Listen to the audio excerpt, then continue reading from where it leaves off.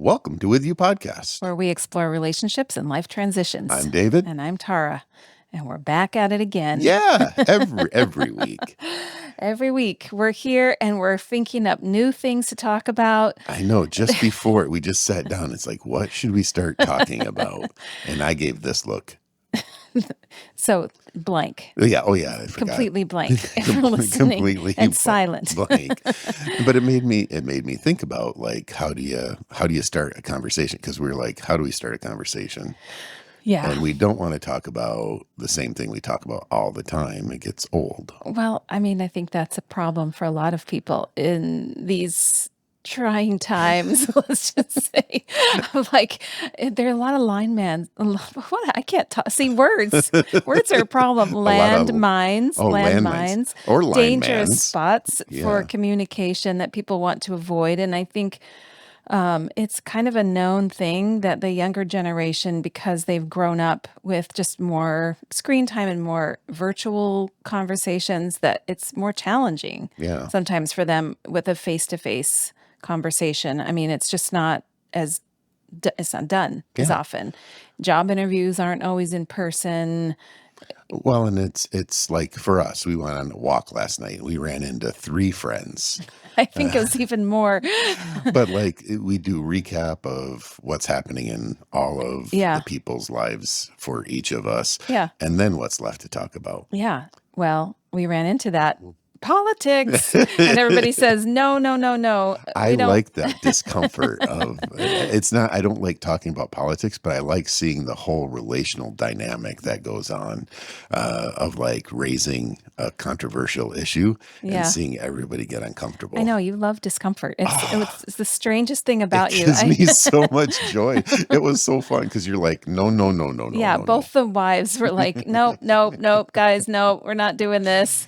And so then we talked about future plans and then said, all right, well, we'll see you. Yeah, there is kind of like a routine though, isn't there? Like when you talk with people of just like, oh, hi, how are you? How are you? Like, then how's your family? How's everybody doing? What's new? Have you been anywhere lately? There's just kind of a set list, you know? Yeah, it's a dance. And it's culturally informed because like asking, how are you in the States, we just say fine and we move on. Nobody wants the real answer. No one's really, they're not really asking. It's a Yeah. little filler to figure out what you're going to talk about.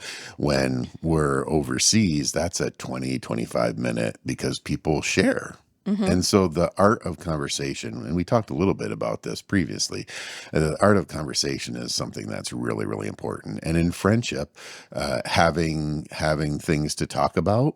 And so this has been something we've been thinking about. Yeah. And we did with our kids when they were little too. Yeah, that's true.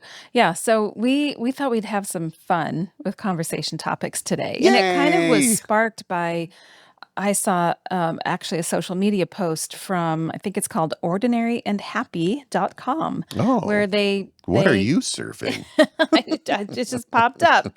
So I must think that's what I'm interested in. Yeah. But it's a website, I think, that makes lists and checklists and ideas for communication and connection and activities and things. So Yeah. it was just a little prompt, and it had these fun conversation questions. So we kind of were inspired by that, added some of our own, and thought we could select randomly from some of these questions and ask each other. I know, and it's on video, so we can't kind of go, oh no, and then pick another. Do we reserve the right to No. object, to abstain? No, because while you were out of the room, I may have You added. peeked? I You may did- have. did No. you add? I may have added a couple. No. But Oh. I do think you should draw first. I'm going to shuffle. No, just take the top one. No, I'm not that It dumb. would be- So we would do this as a family. We had a family talk box, and it was a way of having conversation around the dinner table. So we Yeah. thought we would have conversation, just kind of a light, kind of fun, because other topics we thought about talking about today was trauma. Yeah. Like 3 types of trauma. I know. We kind of wanted to table that. It's summer. It's not time for trauma. No, We'll talk about it, it's but time for fun. Something maybe you can do on vacation, like in a car. yeah, Like when we went on cross-country road trips, we would get tired of looking at license plates or playing the alphabet game of I counting see cows. something starts with A. Yeah, and so we would have topics that we would talk about. So we thought we would do this and kind of make it a surprise for each other of what we put in Now there. I'm worried about what you planted in there. So we'll see what happens. We did do this when the kids were little. We would have a box that they could put their own questions in. Yeah, to and make that it a little bit safer and easier and less Yeah, direct. and we had questions in there, and they could be funny, they could be serious, they could be whatever, and we would pull a couple out at the dinner table sometimes, and you always put the same question in there, and it was So you remember what it was. oh, everybody remembers. Are It you was gonna say why it? are underpants necessary? It's an important question because there's lots of different answers I'm for sure that. different people have different answers, and it made the kids giggle, and that was the point. That's right. And yeah. So if if you would like to contribute to that contribution of conversation, send in your If that answers question is in this bowl, I am not answering that. All right, well you get to go first. So Okay, so let's start this out. I'll ask you. That means when I ask, you have to answer first, but we can both answer because I'm sure we'll both have stories related to. Okay. That means whatever weird one you put in there, you have to answer too. Oh man. Okay, I've just pulled up a question and it Okay. says, "What word have you mispronounced for years?" Oh, I have a lot This of has them. to be in English because we've mispronounced plenty of other language. Our Hungarian is not good. Because if you pronounce egeshegedra wrong, it has a whole different Something meaning. completely So different. I think I have a problem with T's and D's. Yeah, So there's words like Yeah. across, yeah, that drives like me let's go nuts. across the street. Yeah, and there's no T there. Well, it sounds like there should be. Yeah, And demoned. yeah, yeah. You Or add a D. Added, well, I don't think I added D. I think it's just the right way. Or is it catty corner? I say that one right. I think that's But kitty corner. yeah, but so what makes a proper pronunciation? Well, it's kind of in the dictionary, and it has a Oh, details. But yeah, so socially acceptable way to say a word. those are the two that come to mind: across Okay. and demoned. Well, you'll have to help me if you can think of any I mispronounce, but I'm very careful with my words and my pronunciation. But I do remember as a child. I think That- you had a hard time with landmine and lineman just recently. I just did. But who's keeping score? No one's It keeping says score. fumble. It says mispronounced for years, I believe. Oh, all right. Well, that Okay. that's a one-off. Nice try. Yeah. But I do know as a child, I mispronounced the word caterpillar. I thought it was calipitter. And I really couldn't understand what I was saying wrong. Like people would giggle when I said calipitter. Yeah. But I couldn't figure out what I knew it didn't sound quite right, but I couldn't figure it out. Yeah. You also have what's that pasta that's common that starts with P? Yeah, I never pronounced spaghetti wrong. Pescetti. Well, most children do. Yeah. So caterpillar, Yeah. calipitter, Yeah. pitter? Calipitter. That's hard to say. Caterpillar. I also remember that when, before I guess I had ever seen this in writing, because when I see something in writing, it's locked in. Yeah. For me, it's visual. Like if I have to see it in writing to understand a word. And I remember when people talked about human beings when Yeah. I was a child, I really thought it was beans, human beans, human beans. Oh, So, wow. and like I would listen and try to figure out why were they called human beings? Yeah, It gives a whole new Until- perspective of people. it does. Like you're full of beans. You're like, Yeah. well, it's because they're a human being. Yeah. I think I had a light bulb moment when I saw it written at some point, and I was like, oh, that makes sense. Well, and there's regional dialects in the way that thing, like Milik. I didn't know that wasn't the word. Milk. Yeah, but Is it? my grandparents called it milk, or my grandma would put an R on everything, Yeah. like wash. Yeah. That's a regional But I difference. think technically that's mispronunciation. Maybe. We better not get into this. Well, but I think I do think it's fascinating. I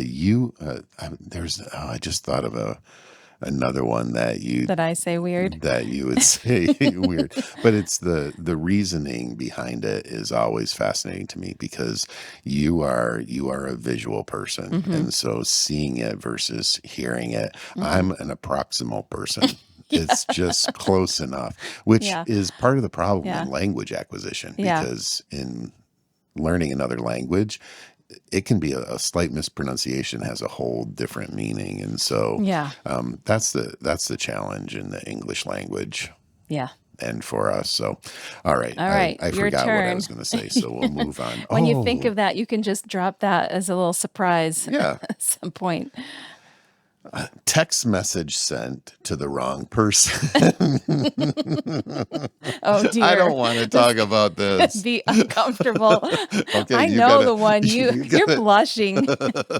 Well, I'm gonna have to You're share gonna it, have to share that but story. and I'm gonna have to apologize to my boss again for talking about this. But um, All right, you want me to tell my story I first? would prefer yes. Yeah. So have you texted the wrong person?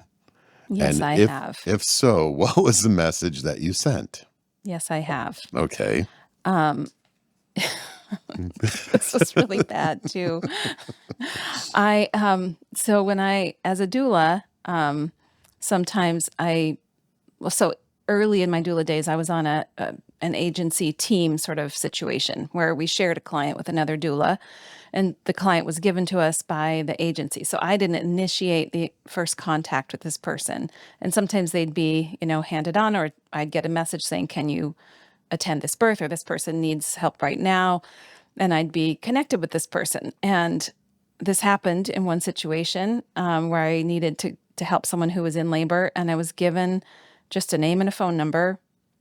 And I just typed the phone number into my phone and said something about labor and contractions and all kinds of stuff about birth, and said, I can be on my way. Can you let me know? Are you at the hospital? Whatever I said. Yeah. And there was no answer for a while. And about 10 minutes later, an answer came and said, "I think you've got the wrong person. I'm not now, nor have I ever been pregnant or in labor."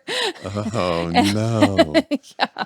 So I had just mistyped one of the numbers, Yeah, and got someone. and got someone random. Luckily, they had a really good sense of humor about it, and they're like, "Good luck with that person. I hope it all goes well." Oh, Yeah, honey. it was uncomfortable, but no harm done, No, really. so Just now I would have encouraged you to, how long of a conversation could you have with them of back and forth? Because someone accidentally texted me one time, yeah, and so then at first I played that I was that person, and then I got uncomfortable and had to be like, just yeah. kidding. No, I'm not a fan of that. But it Yeah. makes you think. You have to be careful You do and have to be. I and I go did learn a slow. lot from that mistake. Yeah. So when I text anyone that I've never texted before, I always start with "Hey, I introduce myself and just checking that this is so and so's phone number Yeah. before I go forward." Because Yeah. I also almost accidentally sent a Google Drive of birth photos to the wrong Oh family. That would no, that be would have been really bad. bad. Yeah. So I have been duly noted that Yeah. I need to double check. Well, yeah, confidential things or private things, Hmm. it can be really problematic. Hmm. All right, let's move on to the next one. No, that's your turn. Uh, a food you have tried to like, but you just can't. I don't know. Sushi, sadly. So many That's people true. love sushi, and I lived in Japan for a summer. If I was ever going to like sushi, it would be in Japan. And Right. I can eat it. It's not like I can't. I just don't love seaweed taste. Right, and you've tried. Yeah, We've gone to sushi restaurants as a family. The kids love they it. do. Yeah. And strangely enough, I like it, even though I grew up with just root vegetables. Yeah.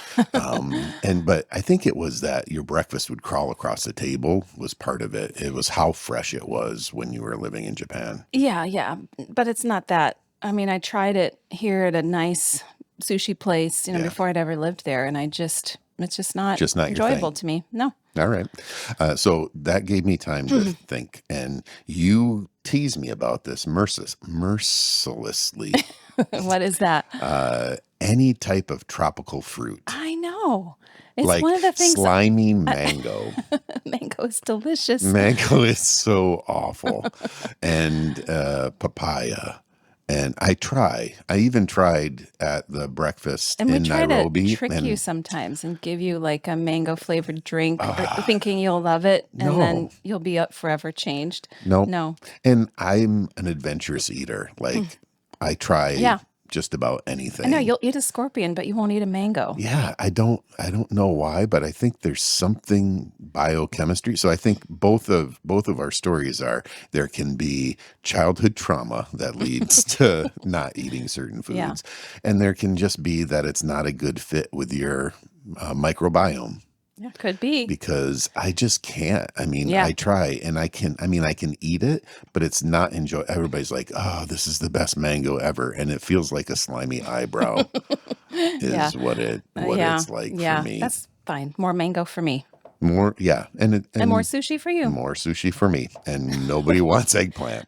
Nobody. So Okay, it's let's your turn. let's hope this isn't an eggplant based question. No.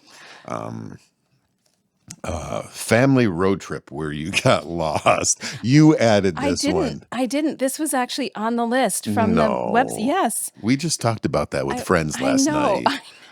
I Apparently, don't, it's a thing that happens to people. yeah. Well, let's not talk about the one we're both thinking about. Let's think about another Okay, time we let's think got about it lost. because we have told the road trip story a Yeah. lot I think in lots of places. so. I can answer this first. Okay. It wasn't that we got lost. I'm going to change the answer. It was we made a bad life choice in our trip. It was you and I, and we were driving to California, and we drove all night, and we slept on Oh, the side of the road. okay. Yeah. That was a Yeah. bad road trip because we were driving, and I don't know if you've gone long haul driving, but there's that 2 to 4 a.m. Yeah. time where it's really not safe to be on the road. Yeah. And we were driving. I forget where we were Okay, driving. I can give the context around that. So you were in graduate school in Pasadena, California, and we were going to a conference in Denver. Oh yeah, that's right. The Focus on the Family Yeah, conference. and we didn't have money to fly. We didn't have money to stay in a hotel along the way. We just drove across the desert through Las Vegas and Yeah. stopped in Las Vegas. Actually, we did stop the night in Las Vegas because you could get like a really cheap hotel room. And we'd never been to Las Vegas. We're like, oh, this will be interesting. Yeah. It wasn't that No, interesting. we were lost in a different way in Las Vegas. Yeah. So I think we were driving the stretch between Las Vegas and LA. And because we just couldn't afford, we didn't even stay in the hotel where the conference was. We stayed in a tent Yeah. in the, Chief hosts a campground, and we slept in yeah. a tent. So we're on our way home and we're just trying to drive through the night. And it was that horrible time. Yeah, Yeah. we had the windows Between rolled midnight, we were down, trying to stay awake, but we were getting so music. drowsy. And so we pulled off the side of the highway and slept Yeah. until we got woken up Yeah. by someone knocking on the window. Yeah. And we're like, oh, and it was, A police officer police saying, you officer. need to move it along. This isn't Yeah, a it's safe place to not sleep. safe. I don't even think we were in a truck stop. We were just no, it along was the gravel. side of the road. Yeah, yeah. Yeah. But we said, but we were super tired. He's like, I don't care. Yeah. Just you need to move along. go a little farther down the road. So I remember that was real scary and thinking, given that experience, we really did work at intentionally figuring out where we were going to go on family road trips in terms of being done by early evening so that we didn't have We to never do that. drive all through the night. No, but we'll do a 14-hour Yeah, drive, we'll get the kids up at 4 4 o'clock in the a.m. morning. And doggone it, if our kids didn't sleep either, we thought, get them up early, put them in the car, they'll sleep the first. Nope. Lots of questions in the dark as we drive. Yeah. So, can you think of a family road trip getting lost? Maybe Oh, you're growing man. up Oh. because, like, Well, your dad okay. would intentionally get lost in So, Africa. yeah, if we're being more loose with that definition, I can talk about family road trips. Yeah. Yes, in Kenya, we would drive sometimes to see my uncle who lived in the far north, like places where there literally weren't roads.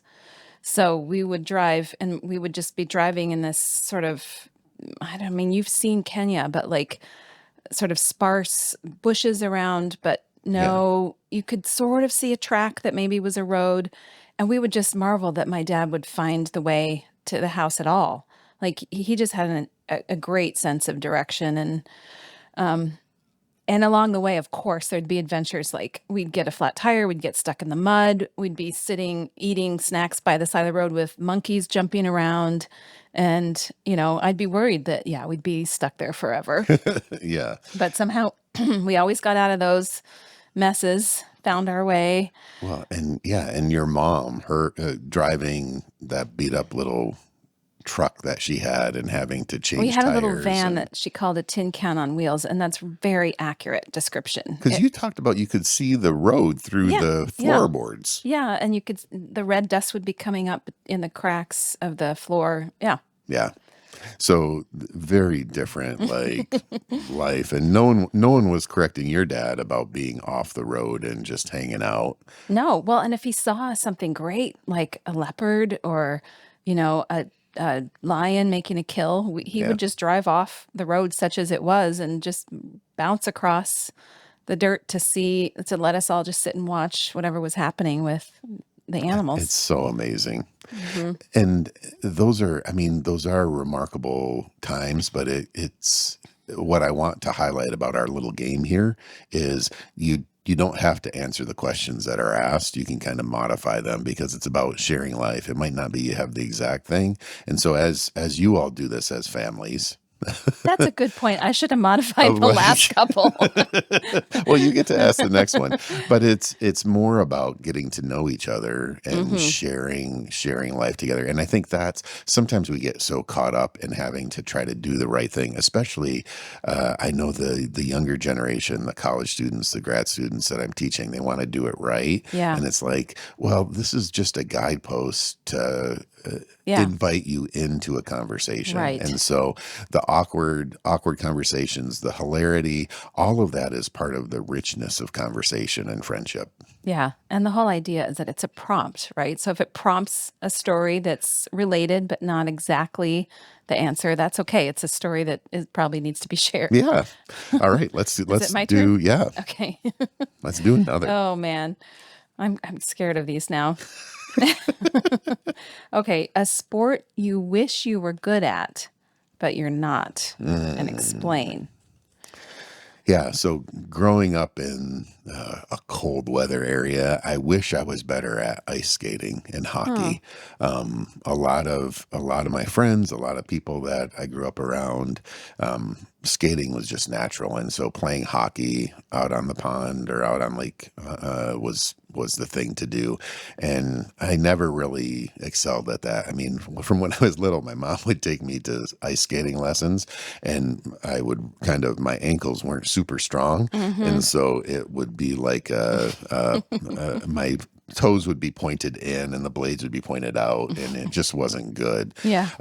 And so I think that's what I really would have been a better relational connection, because it's cold and icy in Western Michigan a lot, and so that was a lot of the activity.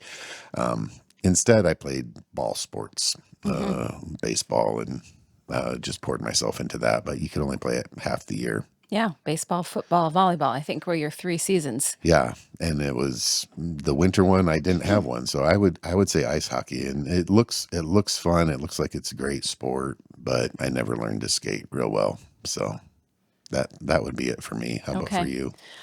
So many. We grew up moving around so much that I didn't we were always moving on, so I never really got into playing a sport for a long time. But I would say if I could be good at one, the ones that people play socially, Yeah. like volleyball and people to get together in the summer, I would love to be really good at that because I hate hearing, "Oh, nice try." Hate it. I hate it. Well, and like in youth group and when we're teenagers, did you get annoyed by the guys that would always like take the hit for you? Oh my gosh, yeah. Right? Because I Yes. can picture. We Yes. didn't know each other then, but you can see the gender difference and Yeah, or you the get picked last for a team or, people just kind of are generally accepting, but obviously just tolerating you on the team. It's not yeah. a nice thing. So I'm man, I'm still so You're from all for that it's laughter. called verklempt. Yeah, You're yeah. verklempt from all the I'm laughter. so happy that our daughter, even though she's also 5'2" like me, joined the volleyball team, and she's still got a killer serve. And people are always surprised; they don't expect it from her, and that's really fun for her. And I love to watch her doing that. Do you think your experience and not having that opportunity somehow affected Annika and how her I thought about sports that right when person? I said that, but definitely not consciously. I mean, Yeah. she was always interested in playing sports and tried whatever. I never pushed her towards volleyball at all. I No. was really surprised when she wanted to do that with her friends. Yeah. Because she couldn't reach up and touch the bottom of the But net. yeah, It's weird. am I delighted that she has a different experience with sport than me? Yeah. Yeah. Yeah, definitely. And it's fun to see that in our kids. I think sport is so important. I guess my regret, thinking about sports regret, is I really didn't take up a sport except for volleyball, but that was a lifelong sport. I think a Mhm. regret in terms of my own kind of growing up and parenting, that we privileged the competitive sports Well, of okay, the let's community. talk about this I because know, I I know. tried to push for tennis, swimming, and golf, which are, lifelong sports. Yeah. But it somehow never took. Again, I'm confessing that it was like I think I it was such meaningfulness for me that I wanted our Yeah. kids to share in that. And so, Yeah. yeah, That's all right. We do the best with what we've got at the time. yeah, I know, but I wish it was different. Okay, what do we have time for one One more? more, Okay. one more. Most useless item you own that you can't get rid of. Please don't say me. That would be That harsh. would be painful and sad. Most Most useless. useless item you own that you can't get rid of. This sounds like one of those Taskmaster, like prize task items. Yeah. Okay. I mean, do decorative items fall into that category? I have plenty of things that are, Decorative items are useless. I know. I tend to think more quickly towards kitchen items that sit in my drawer and never get used, but somehow I just want to keep them. Yeah. Okay, one that I think I've never ever used, and I can't remember how I acquired it. I think I might have seen it at an antique store and I thought it was cool. It's a egg slicer. Oh. So it's like if you have a hard-boiled egg Yeah. and for some reason you want it sliced, maybe in a salad. Ooh, that's a Okay. good idea. Maybe I Hey. should try that. You put the hard-boiled egg in this little indentation, and then this levered thing comes down over the top with these thin, sort of like very thin, like fishing wire thin kind of Yeah. wire things come down and slice right through it, and then you've got a sliced egg. Why you can't do that with a knife, I don't know, but they made an egg slicer, and and I have it. and you can't get rid of it I because don't know. I think it's cool. okay. I think I might use it, even though I never have. That's fair. Yeah. I think another kitchen utensil is our Winchester meat grinder. Hmm? The Oh, do we still big, have that? yeah, it's down in the basement. Oh, I just can't get rid of it. I mean, we haven't used it in a decade, but you want to it's tell what gets made in that thing, like yes, from your family I history? would love to, and it's partly why I can't get rid of it Yeah. because it is connected to family. But it's this this big piece of metal that you clamp onto a table. So it has the clamp on the bottom that you tighten up. And if you picture those old meat grinders where you crank and Crank a you handle. put a solid piece of meat on the top and it comes out as kind of just squished and ground out the front. That's what it is. And it's made by the Winchester Company, which is similar to shotguns and Winchester guns. So I like the company that it's made by. And you like the company? yeah, Is it's that just part of the story? I am never going to own a gun, so having a Winchester, but it's a meat grinder, You say you makes have me. I say I have a Winchester, but that is something I never knew about my you. Winchester is my meat grinder. All right. And so what we would make would be ground pickle and bologna meat spread. Ugh. And no, not it's yum. No, try it again. Ground pickle and bologna meat spread. No, when we were first married, you'd say, You're "Could you supposed go to say yum. I'm not going to say that. You'd say, "Could you go to the store and get some ring bologna?" I'm like, "That's not a thing." It is. And you're a like, thing. "It's a thing." It was not a thing I've ever found in Illinois, but you can find it at Meijer in Michigan. Yeah. So it's definitely something of your area that you grew up in. Yeah. And so how else does bologna come?